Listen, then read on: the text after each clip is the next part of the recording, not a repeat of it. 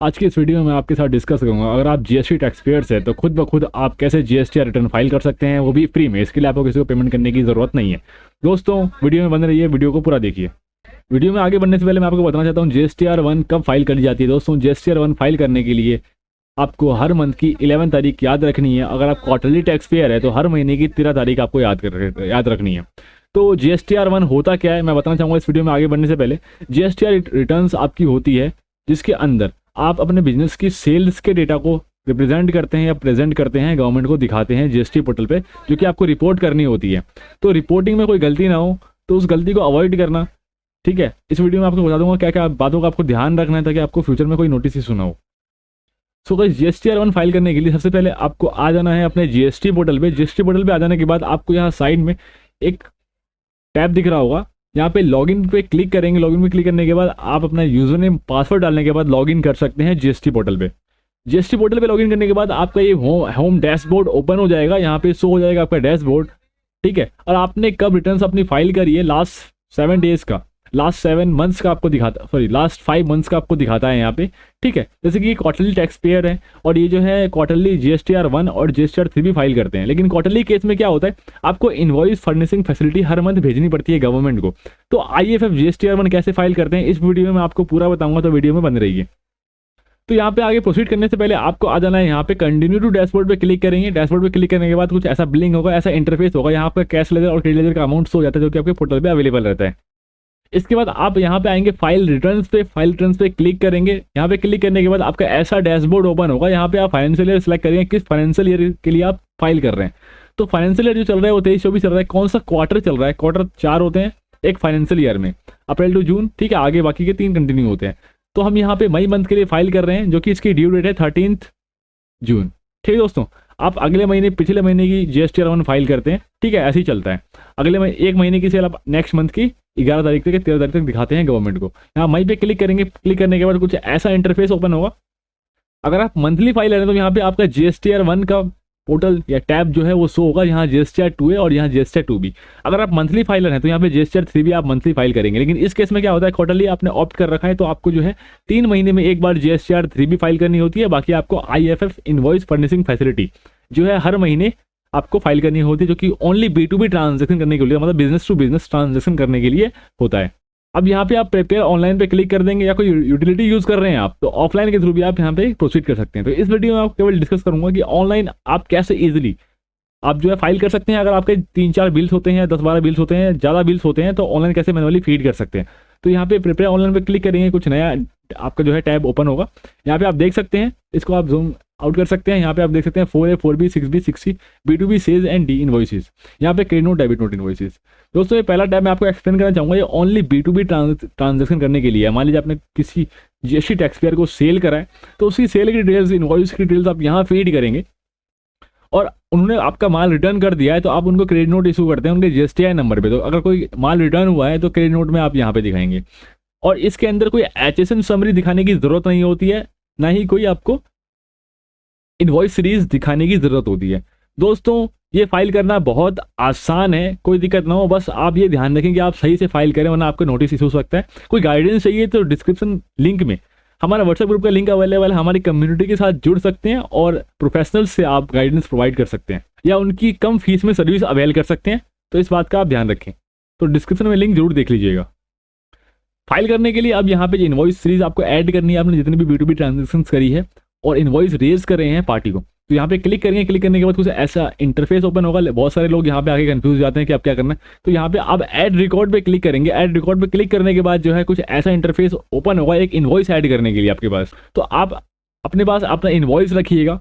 Invoice के अंदर आपने जिस भी पार्टी को GSTI नंबर में बिल रेज करा है उस पार्टी का नेम यहाँ पे आएगा, GSTI नंबर आएगा और नेम ऑटोमेटिकली उसके GST नंबर से यहाँ पे GST डिपार्टमेंट या GST पोर्टल फैच कर लेगा और नेम एज इन मास्टर पे यहाँ अवेलेबल हो जाएगा, ठीक है। दोस्तों इनवॉइस नंबर आप यहाँ पे डालेंगे, जो भी इनवॉइस आपने रेज किया है उस पार्टी को इनवॉइस नंबर यहाँ पे आएगा। किस डेट को आपने बिल काटा है वो इनवॉइस डेट यहाँ पे आएगा। टोटल इनवॉइस वैल्यू क्या है जिसमें GST का अमाउंट ऐड रहेगा, यहाँ पे टोटल इनवॉइस वैल्यू आएगी।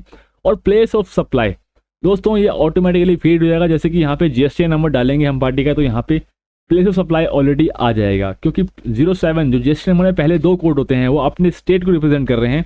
अगर आप सेम स्टेट में सप्लाई करते हैं तो वो आपकी इंटर स्टेट सप्लाई होती है। अगर आप बाहर सप्लाई करते हैं किसी स्टेट के तो आपकी जो होती है इंटर स्टेट सप्लाई होती है। ओके, तो इंटर स्टेट सप्लाई पे IGST लगता है और इंटर स्टेट सप्लाईज पे जो कि बिटवीन द स्टेट, एक ही स्टेट के अंदर होती है, उसमें जो है CGST SGST लगता है। अब यहाँ पे मैं आपको एक डिटेल फीड करके दिखाऊंगा और कैसे अमाउंट्स ऑटोमेटिकली फैच होते हैं ये आपको दिखाऊंगा लाइव। तो जैसे कि आप देख सकते हैं यहाँ पे मैं GST नंबर कॉपी करके यहाँ पेस्ट कर दूंगा तो यहाँ पे डिटेल्स ऑटोमेटिकली आ रही है। MVA एंटरप्राइजेस को बिल रेज हुआ है, जो GST नंबर अवेलेबल है वो GST पोर्टल के बाद जो रजिस्टर्ड है वो MVA एंटरप्राइजेस के नाम से रजिस्टर्ड है। आप चाहें तो इसको ऐड टू मास्टर में आप इसको जो है सेव कर सकते हैं सेम नाम से। ओके गाइस, यहाँ पे अपना नाम ऐड कर लीजिएगा और सेव कर लीजिएगा सप्लाई को, ताकि फ्यूचर में आप जो है नेम डालते हैं या ये डालेंगे तो यहाँ पे ऑटोमेटिकली उनका नाम आ जाएगा। उसको सेव करके आगे बढ़ सकते हैं। मैं बैक कर देता हूँ, ठीक है। अब नेक्स्ट की तरफ मूव करते हैं। यहाँ पे इनवॉइस नंबर डालने के लिए कहता है कि आपने इनको कौन सा इनवॉइस नंबर शेयर करा है, या 5-6 बिल्स काटे हैं तो अलग अलग वो इनवॉइसेज ऐड होंगे इसमें हर एक, ठीक है। लेकिन एक इनवॉइस की बात हो रही है कि आप एक पर्टिकुलर इनवॉइस कैसे ऐड करेंगे। तो इनवॉइस नंबर यहाँ पर डाल देंगे। मैंने इनको इनवॉइस नंबर रेज किया है 01 और यहाँ पे किस डेट को मैंने इनवॉइस रेज करी है, तो ये मैंने मई मंथ में सेल करी थी। तो मई मंथ में मैंने जो है 4 मई को सेल करी थी इनको, तो मैं 4 मई की डेट यहाँ पे डाल देता हूँ। ओके गाइस, और यहाँ पे टोटल इनवॉइस वैल्यू क्या थी, टोटल इनवॉइस वैल्यू यानी कि 45,000 थी, मैंने यहाँ पे रेज कर दिया। जैसे कि आप देख सकते हैं मैंने GSTI नंबर डाला और यहाँ पे प्लेस ऑफ सप्लाई दिल्ली आ गई। तो दोस्तों ये 07 कोड जो होता है दिल्ली का होता है, तो प्लेस ऑफ सप्लाई क्या होगी, ऑल बिकॉज बिल्कुल दिल्ली ही होगी। तो यहाँ पे automatically place of supply GST portal ने फैच कर लिया है, तो आपको ये मैनुअली फीड करने की जरूरत नहीं है। और जैसे कि मैंने आपको बताया था सेम स्टेट में अगर आप सप्लाई करते हैं तो आपकी इंटर स्टेट सप्लाई होती है दोस्तों, ठीक है। तो यहाँ पे आप इंटर स्टेट सप्लाई देख सकते हैं, GST पोर्टल ने ऑटोमेटिकली यहाँ पे रिजल्ट फैच कर लिया। अगर आपने आउट ऑफ स्टेट सप्लाई करी होती तो यहाँ पे इंटर स्टेट सप्लाई आता और यहाँ पे आपका कोई और स्टेट आता सप्लाई में, ठीक है। तो यहाँ पे दिल्ली आ गई है, देख सकते हैं आप। ओके, आगे मैं आपको बताऊंगा। आपने डिटेल्स यहाँ तक फीड कर दी, यहाँ तक कोई इशू नहीं, आराम से आप फीड कर सकते हैं। उसके बाद जो है आप आएंगे अपने टैक्सेबल वैल्यू पे कि किस टैक्सेबल वैल्यू पे आपने उनको सप्लाई करी है। दोस्तों टैक्सेबल वैल्यू यहाँ पे मैं फीड कर दूंगा 38,135 जो कि हमने इनको सप्लाई करी थी। उसके बाद 18% GST चार्ज किया था, जो कि 9% CGST में आया है और 9% SGST के अंदर आया है। तो 3432 ये CGST SGST का अमाउंट यहाँ पे आ गया है। तो taxable value CGST plus SGST आपकी इनवॉइस वैल्यू से बिल्कुल मैच करनी चाहिए, हमेशा मैच करनी चाहिए, ठीक है दोस्तों। इस बात का आप खास तौर पर ध्यान रखेंगे। और यहाँ पे टैक्सेबल वैल्यू आप जिस भी कॉलम में डालेंगे ये ऑटोमेटिकली जो है आपका अमाउंट यहाँ पे लिख देगा कि इस पर क्या टैक्स बनना चाहिए, ठीक है। तो यहाँ पे अब ये सब फीड करने के बाद हम रिव्यू कर लेंगे कि कोई गलती तो नहीं हुई है, GST नंबर हमने ठीक डाला है, अदरवाइज हम गलत रिपोर्ट कर देंगे तो इनपुट टैक्स रेट जो है वो सही पर्टिकुलर पर्सन को नहीं मिल पाएगा। ओके, बाद में इसको अमेंड भी कर सकते हैं, ऐसा नहीं है, अमेंड भी कर सकते हैं हम। वो अमेंडमेंट कैसे होती है मैं आपको बताऊंगा। कोई गलती हो जाती है आपसे GST नंबर कॉपी करने में, पेस्ट करने में, तो उसको कैसे ठीक किया जाता है मैं बताऊंगा बिल्कुल अगली वीडियो में, ठीक है। तो यहाँ तक आप जो है बिल्कुल चेक कर लेंगे कोई गलती ना हुई हो आपसे, और यहाँ पे इसको सेव पे क्लिक कर दें, ठीक है। रिक्वेस्ट सक्सेसफुली का मैसेज आपको यहाँ पे आएगा, डबल क्लिक कर दें। ओके दोस्तों, सेव करने के बाद आप यहाँ पे जो है सेव पे क्लिक कर देंगे, उसके बाद बाहर आ जाएंगे, ठीक है। तो यहाँ पे आप देख सकते हैं आपका एक रिकॉर्ड ऐड हो गया है, मतलब एक पर्टिकुलर इनवॉइस आपका ऐड हो गया है। सेकंड इनवॉइस ऐड करने के लिए आपको ऐड रिकॉर्ड पे क्लिक करना है और सेम वही प्रोसीजर रहेगा। आपका GST नंबर डाल देना है, इनवॉइस डेट, इनवॉइस नंबर, और यहाँ पे नेम ऑटोमेटिकली फैच कर लेगा। इनवॉइस डालना है, उसका प्लेस सप्लाई डालना है, आपका टैक्सेबल वैल्यू आएगा। टैक्सेबल वैल्यू में टैक्स रेट, सही टैक्स रेट के अमाउंट में आप डाल दीजिएगा क्या डालना है आपको। उसके बाद जो है टैक्स ऑटोमेटिकली कैलकुलेट कर लेगा IGST, CGST या SGST। अगर इंटर स्टेट सप्लाई है तो CGST SGST, inter state supply है तो IGST कैलकुलेट कर लेगा। उसके बाद आपको बैक पे क्लिक कर देना है। बैक पे क्लिक करने के बाद आप मान लीजिए आपने इस इनवॉइस के अंदर कुछ चेंजेस करने हैं, कुछ गलत टाइप कर दिया है, तो आप कैसे इसको ठीक करेंगे। जैसे कि आप देख सकते हैं यहाँ पे प्रोसेस रिकॉर्ड्स दिखा रहा है, यहाँ पे आप क्लिक करेंगे। क्लिक करने के बाद आप देख सकते हैं यहाँ पे एडिट का ऑप्शन अवेलेबल है, यहाँ पे एडिट पे क्लिक कर देंगे।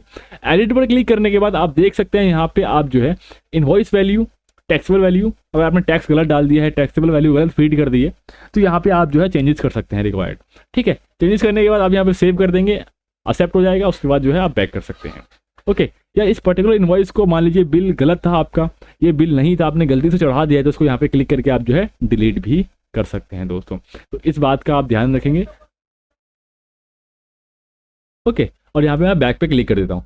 और दोस्तों मान लीजिए इस सेम पार्टी को आपने एक और इनवॉइस रेज किया है किसी और अमाउंट का, जो कि आपका अलग इनवॉइस नंबर आता है, तो यहाँ पे ऐड इनवॉइस पे क्लिक कर देंगे। आपको GST नंबर डालने की जरूरत नहीं पड़ेगी। यहाँ पे इनवॉइस नंबर, डेट और इनवॉइस वैल्यू और टैक्सेबल वैल्यू डाल के आप जो है एक और इनवॉइस इसी पार्टी को ऐड कर सकते हैं। तो यहाँ पे मैं आपको दरअसल एजुकेशनल पर्पस के लिए बता रहा था कि आपको कैसे GSTR1 और IFF जो है फाइल करनी है।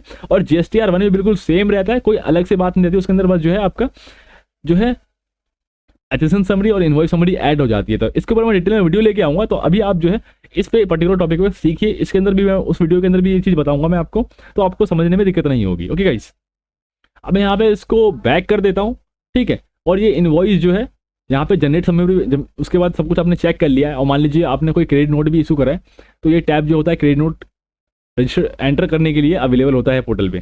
क्रेडिट नोट आपका तब इशू करा जाता है जब पार्टी को आपने सेल किया, ठीक है, और उन्हें आपका माल वापस कर दिया है, कोई सर्विस दी, ठीक है, या उसमें से आधी सर्विस के केस में नहीं होता, दरअसल आपको माल गुड्स के केस के अंदर होता है क्रेडिट नोट इशू करना, या कोई एडजस्टमेंट करनी होती है तब आपको जो है क्रेडिट नोट इशू करना होता है। ओके, क्रेडिट नोट या डेबिट नोट। अब मैं आपको बताऊंगा अगर आपने कोई क्रेडिट नोट इशू करा है तो वो कैसे ऐड करना है पोर्टल पे। तो ये भी कुछ दोस्तों कुछ ज़्यादा टफ काम नहीं है, कुछ रॉकेट साइंस नहीं है। आप सिंपली आप यहाँ पे आएंगे सिंपली और ऐड रिकॉर्ड पे क्लिक करेंगे। ऐड रिकॉर्ड पे क्लिक करने के बाद गाइस आपको क्या करना है, यहाँ पे आप देख सकते हैं सेम प्रोसीजर आपका B2B ट्रांजेक्शन वाला था, जहाँ आपने पहले मैंने आपको ऐड करना सिखाया था। आपने जिस पार्टी के अगेंस्ट क्रेडिट नोट इशू करा है, यहाँ पे उसका GSTN नंबर डाल देंगे। GSTN नंबर डालने के बाद आपको जो है वो ऑटोमेटिकली नेम जो है यहाँ पे फैच कर लेगा। ओके गाइस, इस बात का आप ध्यान रखेंगे।